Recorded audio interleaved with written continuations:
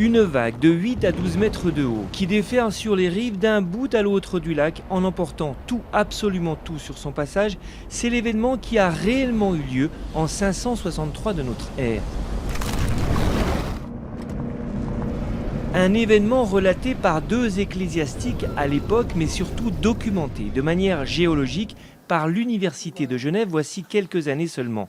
Un événement qui naît ici, sur les falaises qui dominent le bout du lac.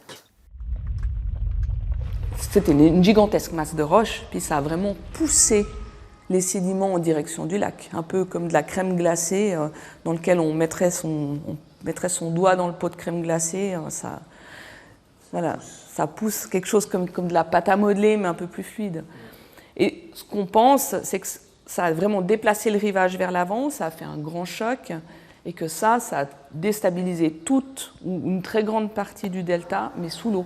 En 2012, les scientifiques ont établi qu'il y a eu sans doute 4 à 5 vagues déferlant à plus de 100 km/h sur les rives. Et l'expo, visible actuellement, montre aussi quel retentissement a connu cette découverte à travers le monde.